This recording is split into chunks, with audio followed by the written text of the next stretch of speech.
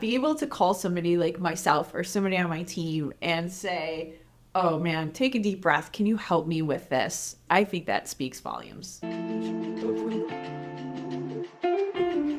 Welcome to StaffBuffalo's Pain Points Podcast. Hi, welcome to another episode of the Pain Points Podcast. I'm Lauren Lewis, and I'm here with Angela Hall, PhD, CFP, Certified Financial Planner, and Senior Advisor with Note Advisors. Angela, thanks so much for joining me on the podcast.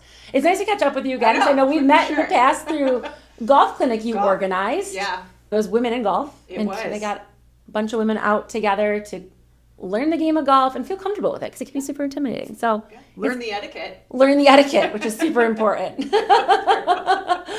And now, obviously, not golf season. We're in the middle of beautiful winter in Buffalo. Right, it's great. So it's great to connect with you again. You as well. Thank you. I'd love to start by having you kind of talk about your journey as a financial planner, an advisor, and kind of what you do here at Note Advisors. Sure. So similar to many people, I have a biology degree. So I didn't start off. Actually, I was a biologist for a while. This is actually my second career. That's fascinating. I came home, was doing my MBA, and I met a gentleman that said, you should try this. It's really interesting. It's a good job. You like helping people. Long story short, here I am. Many 15 years later. So that's awesome. Yeah, it wasn't like many people in this business. It wasn't first step. It was my second step. So I think I came back as a woman who was earning her own money, I had student loans, I had a mortgage.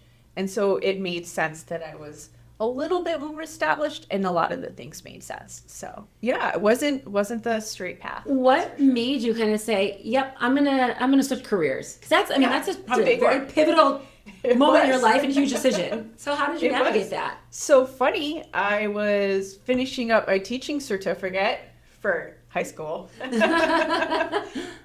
again, I was wrapping up my MBA, and I lived in Chicago in my first job, and they made you go to a financial advisor. Oh. And I remember how confused I was. Oh my gosh. I was 22 years old, came with everything I owned, like a stack of papers. It wasn't great. I think it was probably in like a Trapper Keeper, right? Oh, I love a good Trapper Keeper though. Those things were the best. It old school. It was a ways away. And I remember going to him, and he's like, how much for a new car? I'm like, I don't know. And he was like, when do you want to buy a house? I'm like, I don't know. What do they cost? And I just remember feeling so intimidated. Yeah. But that organization made everyone participate in the 401k. Everybody participated. Everybody met with a financial advisor. Like, I drove down to the city as a country girl, driving down the Kennedy to downtown, the Loop. Oh my gosh. And like really probably up in a huge high-rise building, right? Like, totally. We're like, where do you park? Looking up. Where do I go? In my little Aspire, the car that aspired me more. But I learned, so that was my first experience. And then when I did my MBA work, and I had met this gentleman that was the branch manager of a very large organization, said, you would be really good at this. And it did take a couple tries. I started in insurance, I worked at a bank, and then I subsequently worked at a wirehouse. That brought me here to Note. So it's never a straight line. No. But I think all those steps along the way have opted me to be a better advisor. I think, kind of going to school for teaching, right, as well. Like, that's a huge component. Like, you were teaching people how to manage their money. Every day. I remember I was somewhere, like, when I was probably 22, 23 years old, starting my career, and someone gave my phone number to a financial advisor. I did not know what I was doing. I remember being in his office crying and, like, walking out because I was like, I don't even know. I'm not signing today. Like, what am I signing for? That was, like, it was awful. And I don't really know if I had that, like, educational component to it to make me feel comfortable or really understand why it's important to get in, start investing your money. Have short-term, long-term disability, have different retirement plans. I had 401ks through my company I worked for, but I didn't know what they were. Yeah, I really didn't know. I was like, okay, this is great. Sounds good. Yeah. So that teaching component probably helps you help your clients and make them feel comfortable. It does. With the financial landscape of their lives and their future. Yeah. And I think our ability, and I will say the young men here, and they help me. They have little flashcards. I think they're like, what are you doing? This isn't complicated. But it's not complicated on purpose. The average person really lacks financial literacy. Yeah. It's not to their detriment. I mean, they don't teach it in schools the way they used to. So they just don't know. So you do have to like break it down. And not like you want people to feel like they're inadequate in that, what's the right word, subject. But you want them to be able to feel confident, like somebody taught me something. So every time I walk out of a meeting, I want them to step away with at least one thing they didn't know before. Just one thing. If I just get one thing, that's the best thing I can do.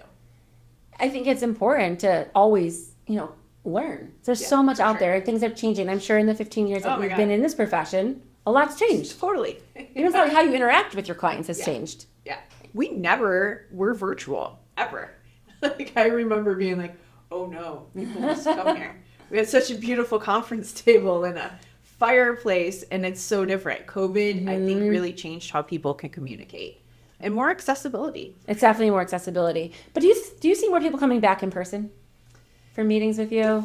50-50. 50-50? Yeah, I would. A lot of the younger generation that's more comfortable with technology. Like, I just met with a young man on Friday. They're comfortable with it. They're good. Now that opened up more time for us to have communications. Right. Some of, perhaps the older generation that, maybe they're retired. On one couple, they'll come and then they'll go to lunch. They make it day of it. Yeah, they love it. They're like, oh yeah. So I think it just really varies. But like, the weather's bad. We're in Western New York. And it snowed for a whole month straight. It's been wintry. Yeah, it's been so bad. That's a safe, like, I would have them feel safe versus, driving out. Yeah, absolutely. It's not worth the risk. No. To drive out to the financial advisor, right? Public service. Please stay home. It's bad. Please stay home. Yeah. Don't risk it. Yeah. Now, you have your PhD as well. I do. Tell me about that, because I always find it fascinating. People, get their PhD. There's a lot of work that goes into it. So much work. Yeah. First, my dear friend Rocco, I hope you're watching, was like, it's going to be easy. 2.5 years. Yeah. 3.5 years later. Oh, boy. So it was a lot of work. Happened during COVID. So honestly, we went for one session where we were actually in person, and then COVID hit. So everything was done online. I didn't see a lot of my cohort till we graduated. Oh, wow. Which was crazy, because you just didn't have that interaction. But it really taught me a lot about myself, because it is very, very difficult. It's a lot of work. But it really put you in place to work with people. You're set up in a cohort, and we were a tight-knit group. We still talk. Oh, that's awesome. And you learn from each other. Everyone was an adult. They came from different backgrounds. They worked in healthcare. Some were educators. Some worked in government. So you really started to learn about different people and their jobs. And you knew them well, because we had nowhere to go. Yeah. Frankly, right. Anywhere to go. It's probably a good timing to do it too. Nothing else is going on. Let's look at your PhD. People were like, I'm making bread and we're watching TV. I'm like, oh no. And what did you get your PhD in? Yeah, it's in leadership and policy. Oh, cool. A little bit different, not directly correlated with what I do here at work. But the policy has come into play because I have since joined some advocacy groups that really go out there and they are lobbying for different things for, the average American to be able to put more into their 401k. Oh. Or our rules more clear so people Right. understand what they're doing. Or even for business owners, how can we make different filings easier? So there's a lot of things that they're out there lobbying for the average person that nobody would even know. They wouldn't have a clue, but I think it's a really nice way to be able to do that. And you never know. You never know the world's going to end up. So just to do that. But I also adjunct, that's such a pleasure and a journey at the same time. Tell us about that. So I'm sensing patterns in your life and in your history and your career. Learning and teaching. For sure. And it all comes together. It does. So this one's been interesting. I taught leadership a couple semesters ago, and actually Sherry came. Oh, yeah. And she did. That was great. She made one young man squirm. It was awesome. Oh, boy. That'll be another podcast we'll episode. go different on what not to do when you go to a mock interview. Oh, yes. But it was great. I think when you engage people in a different way, that is really helpful. And just to have them learn, and this was during a political, right? We were having our election was coming up. So for them to understand how finance does play into things that are going on, how does leadership matter? How does policy matter? And how do you interact and communicate with each other? And you might not have the same opinions. Right. Things can be very different. So that was a great class. I really enjoyed that. And subsequently out of that, we've met a group of really great young women who have come and supported some of our, we've done some different things, and for them to expand their careers and to watch them grow has been amazing. That's awesome. Like, I'm so proud of them. Aww. Don't want to cry. But to just see them, take the next step or have somebody that they can turn to, I thought was great. So yeah. I really enjoy that. That's amazing. I think it's just helping women, especially, find their confidence in leadership roles. For sure. In finance. Yeah. Understanding there's always been, that kind of almost stigma. It's finance is more for men. The men handle the finances, or the men are the financial advisors. So how do we make this more, encompassing for women? Yeah. And that's hard. Yeah. It's really hard because there's a lot of studies out there, and again, not to talk about COVID, but a lot of women took a step back from their careers. Mm-hmm. They had childcare, or, they had so many different things in their life. Right. They did take a step back. And unfortunately, when that comes to pay and going back to maybe job advancement, or putting into your retirement account or saving for that emergency fund, it can really hold you back. But even understanding what those things are can be really tough too. So I volunteered for Savvy Ladies, which is like a non-for-profit where women can come in. They get like an hour of free financial advice if they've got like a problem that they're up against. Yeah. So that's a really great organization. And just doing the best we can for outreach. And a lot of times, like you said, you went to go see a man and you were crying. Yeah.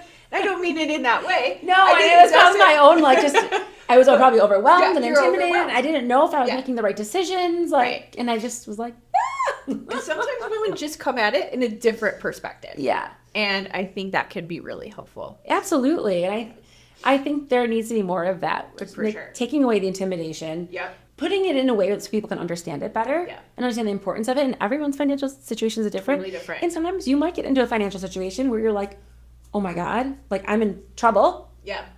How do I navigate this? How do I get out of it? And there's a lot of people who've been in different situations. There's nothing wrong with you. Nope. Right? Things happen. But how do we navigate that? Right. And having someone to talk to who's not going to judge. Nope. Who's going to help coach you in the right way of, maybe getting back on track or getting out of, a hole you might be in is super helpful. Yeah. And there's a lot of options, I'm sure. Yeah. And just to toss ideas around. Sometimes you just don't know. They're like, I got this. I heard this. Yeah. I had a lady come in and she's like, I watched this on TikTok.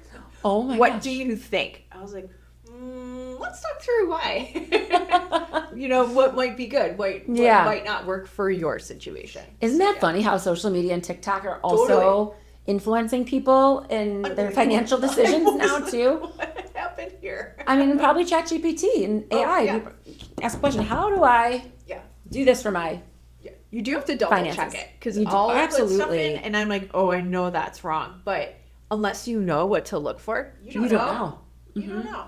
So I think it's a lesson for no matter what. Anyone's using AI for anything, always double check and talk to a professional about what you're finding on there. Yeah, it might not. What's the recipe? Then you can maybe find some good things you don't need. It'll work out. Talk to a professional cook. So Angela, you also do a lot of work with financial literacy for business owners. Yeah. Tell me about how you talk to business owners about not only their personal finances but professional finances too. That can be a little bit of a different conversation, right? Because now you're going to have yourself, right, as the business owner, but we also have employees, right? So that's very different.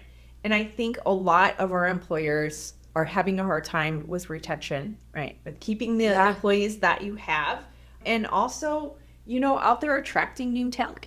So that, if people were to talk to us, those are probably the two things that they come through and say, hey, my business is good, but what am I going to do? Maybe our turnover is high, or we notice that the younger generation stays about 2.5 years. Right. How can we try to make them stay? Yeah. How do we get them to join our company, and how do we get them to stay? Yeah. What benefits can we offer? Right. And so I think that definitely comes up. And as a business owner, to kind of, look on the other side, they're also looking at, what's this business going to be worth? What do I need to do, or who do I want to sell it to later? Yeah. Like, how long do I want to be in business? I have a young man. He just bought this business, and he's like, "I'll be out by the time I'm 55." I'm like, "Well, that's quick." Good for him. I said that too. I was like, "That's amazing." That's great. Yeah. So how do we build a financial plan, or how do we look at, your financials, your balance sheet, your profits, your loss, to try to see, is this feasible, or what actions do we need to take to try to make it work? Right. But a lot of times too, their financial literacy also is a little lacking in the nice way. Sometimes business owners, you don't go to school necessarily to like how to run a business, how to factor your finances, what you need to pay attention to. Some do, like, if you have a background as an accountant, you have an MBA, you've worked in it before, maybe it's a family business, but sometimes people just end up owning a business and they're like, you don't know anything. Okay, guy, he takes down trees, and he's like, I take down trees. Yeah. And you do this. And I was like, that's fair, because I'm not taking the tree down. Yep. We each have a job to do. That's a skill that not all people have. So Let's go. But his awareness to actually say that is really progressive, because I was like, all right, when you have that open mind, then we can take a step back, and we can really look at things and say, all right, here's how we can do it.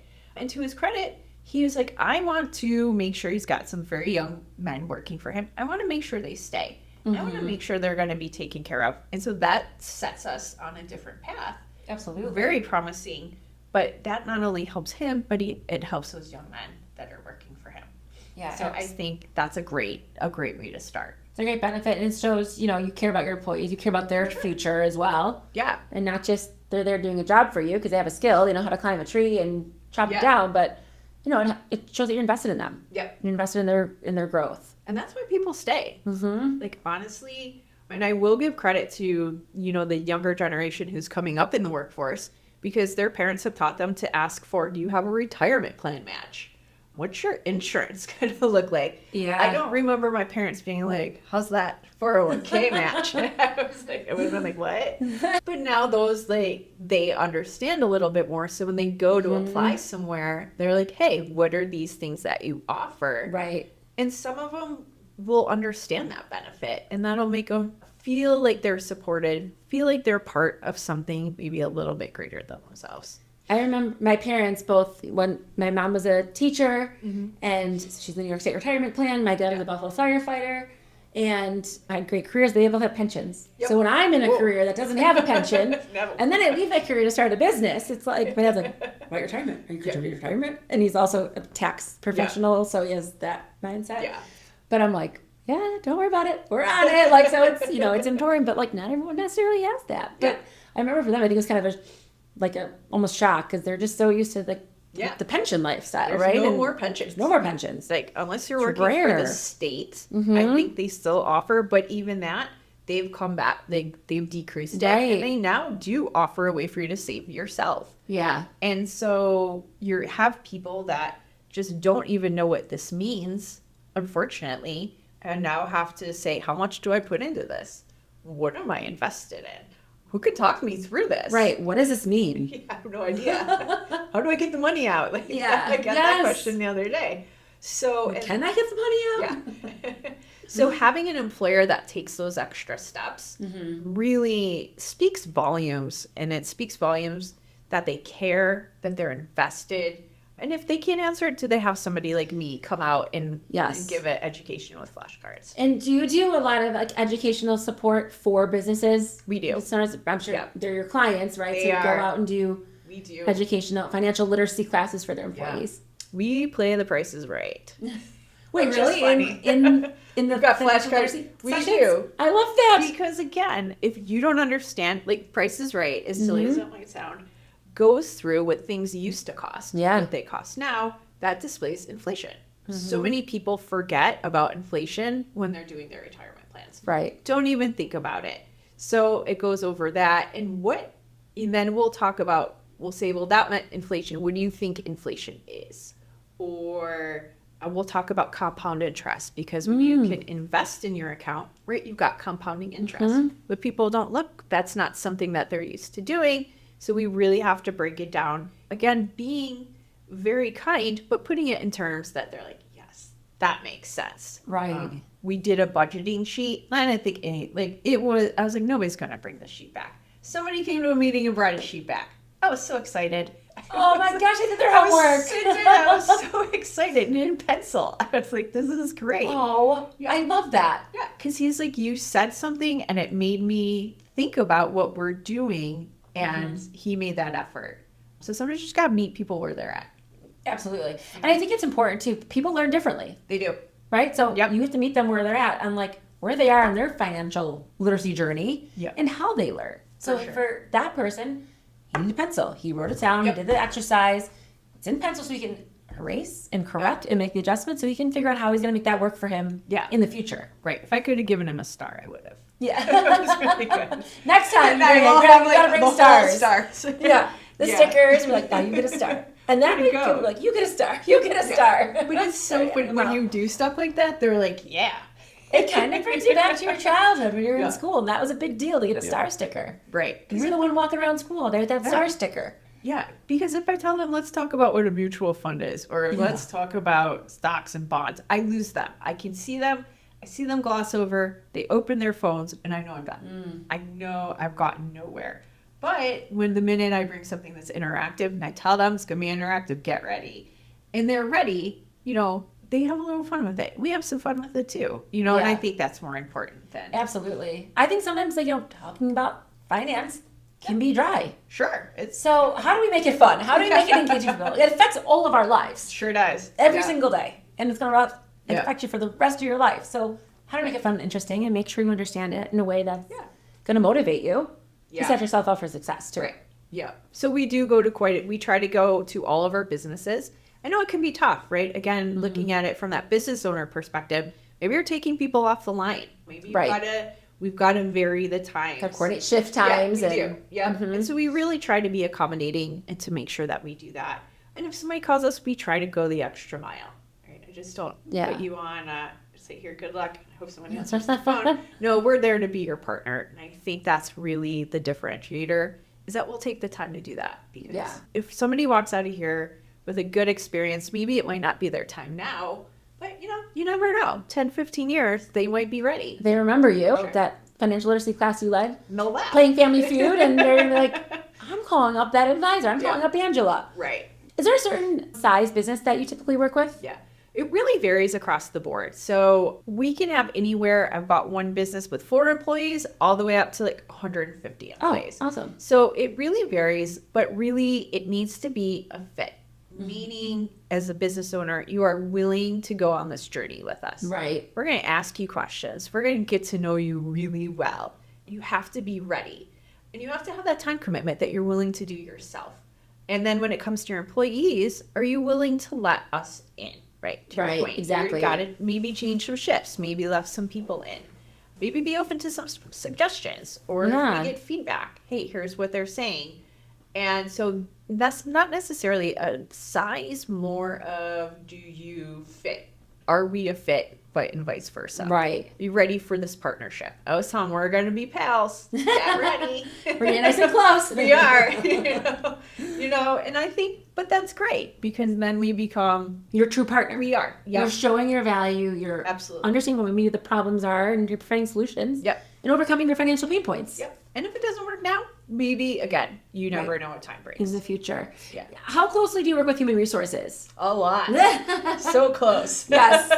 Tell me about that. Yeah. So a lot of times your human resource person, they have various titles. They've so changed throughout the years. So very close. And they're very different. Like so different. HR manager can be different at one company versus another. So. Yep. It never means the same thing. And no. Sometimes the business owner is the HR person. So you also have to be prepared. Whether they like it or not. Yeah. The tree kind does not care for it. That's why StaffBuffalo, we have HR consultants who work with those business owners who don't necessarily want to do HR. Yeah, they're not down with it. But it's good because not everybody knows the rules. Yeah. So that's one to use, somebody like you hire, right? Yeah. That's a super benefit for people. But we work very closely with them because they're gonna tell me who's going on disability or hey, Ange, they call me Ange. So I don't understand, this report came in and I don't understand. Can you help me? Or we have new employees. They don't know what to do. Or they're new and they're young. Can you help them? Right. They have questions. Yeah, what does this mean? So many questions. So we never come in. It's definitely never a sales approach. It's always a supportive approach. Like, how can we help you get better? How can we do this a little bit better? There's been some that have been, a little sticky. Mistakes were made. Not necessarily their fault. It's just a lack of understanding. Because let's be frank, when you go to school, there's no class on HR. Nope. There is, but there's not one that but tells you. a lot of them aren't taking that class. They're not. I run into a couple students when I do. I send them your way. But they're not teaching them, like, hey, here's how unemployment works. Or you need to get them all healthcare today. Or this person's having, you might see a struggle, a mental health struggle. Like, you just navigate these situations. And they're not, and that's where I think if we're to teach a class, that's a class that needs to be given.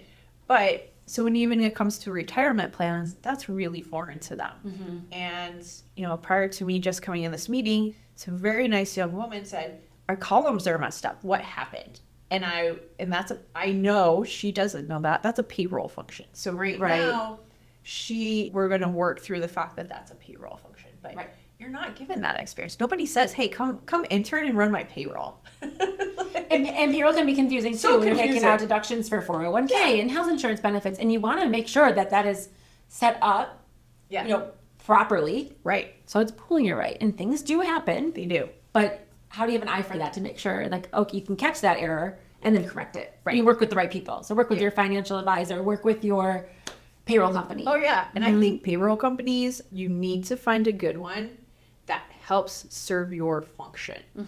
If you're a construction company and you're on QuickBooks, but you need to do certified payroll, maybe we need to meet some new folks. Yeah, absolutely. But again, if you don't know, you don't know what you don't know. So I think HR is so pivotal because they're the first point person. Honestly, they are the first point person somebody goes to when they don't feel well. Yep. Or when they need to make a change.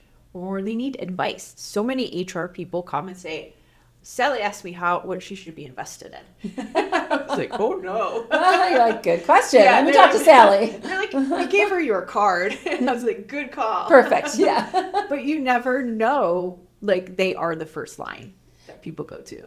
You bring up a lot of good points too with that too. Just working with businesses, business owners, HR, and their employees too. Yep. You want to have someone you can call. Yeah. A direct line to. There's a lot of big companies out there, and maybe, like you said, like even QuickBooks. Yeah. Well, there's probably not a QuickBooks rep around that's going to help. They can call personally and have them help you navigate a QuickBooks payroll issue. Yeah, sure. But having like a good local company that you can partner with, where you can have a direct line to your person there to help you navigate any issues and troubleshoot and provide solutions is important. And that's the same with financial advisors too. Yeah, absolutely. There's nothing. I will say, in this world, moving a retirement plan, like from an old 401k, from an old job to a new one, is so difficult. I cannot understand why the government hasn't been able to change this, but they have it. Yeah. So to do it by yourself is so tough. And you don't even know where to start, or they ask you questions, and you're like, I don't even know what this question means. And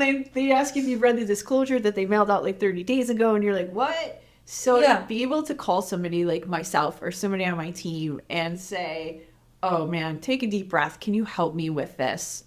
I think that speaks volumes. Absolutely. I'm like, can you do it for me? Yeah. We can help you. Today I was filling out, I love surveys. Yeah. So people send me surveys, I usually fill them out. And today was actually one about finances. And it's like, how do you build trust with a financial advisor? Really relevant after coming today to talk to you for the podcast. But one of the things I said is like, you want to find someone who you can, build rapport with. You have trust.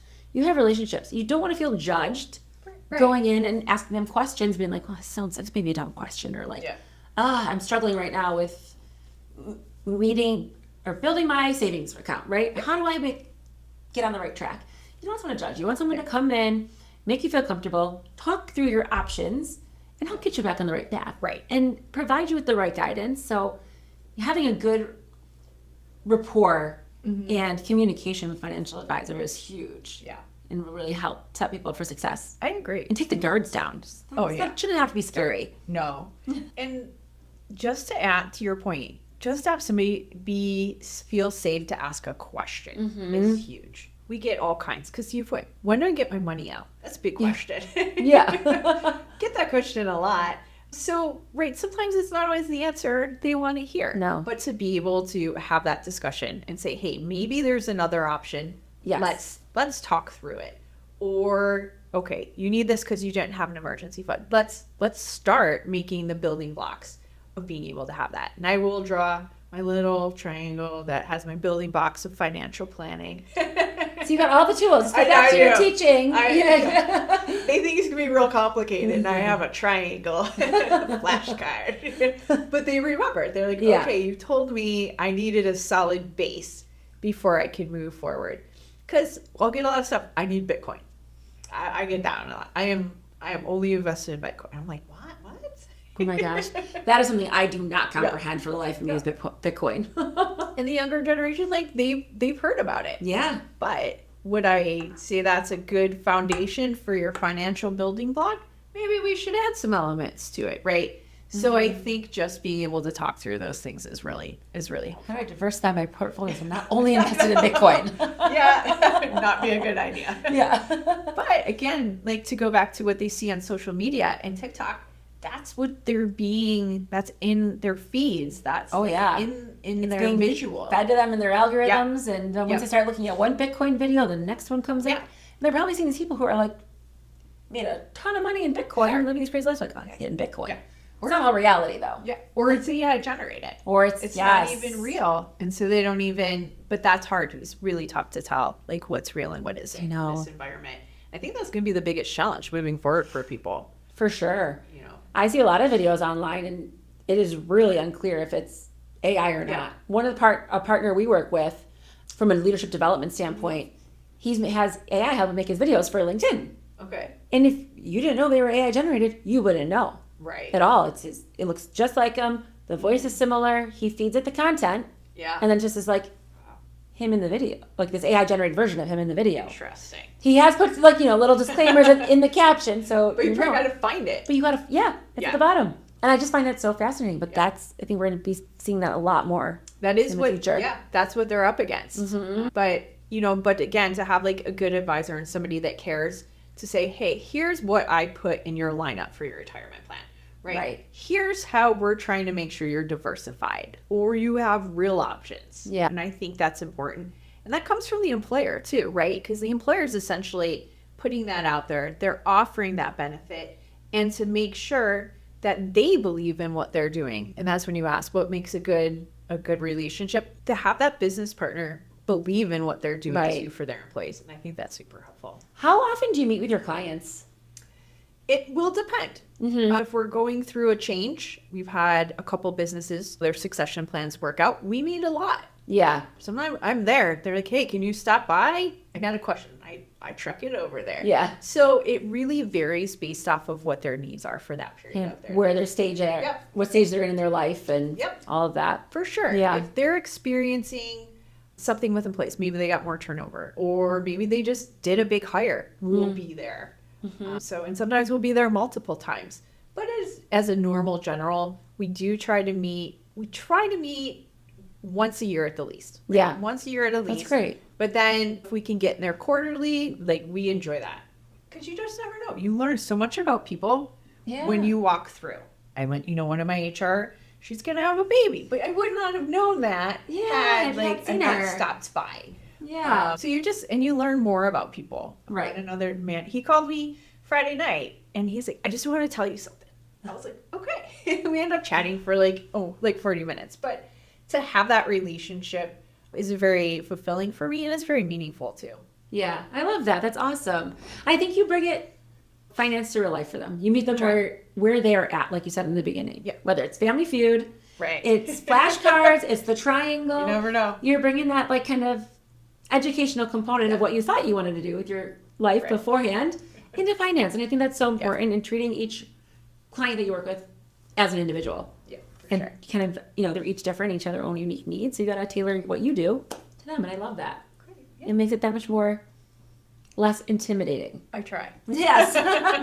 Angela, Anything else that we did not talk today about, your career, like how you help your clients with finances? From a client perspective, not much different. Yeah. I don't bring flashcards, which is good, but really just spending the time with them.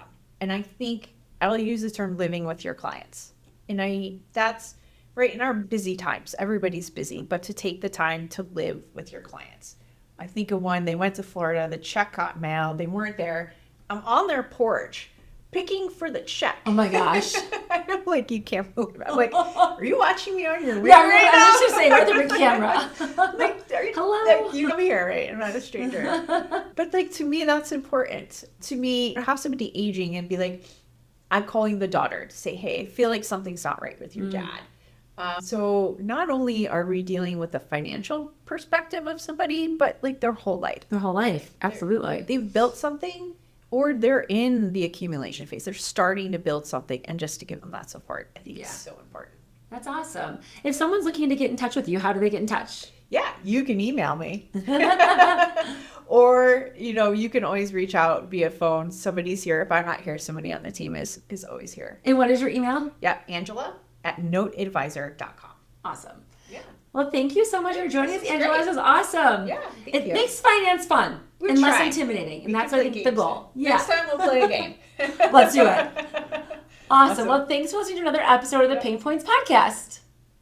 Thanks for tuning in to today's episode of the Pain Points Podcast. If you enjoyed what you heard, be sure to follow us so you never miss out on future episodes.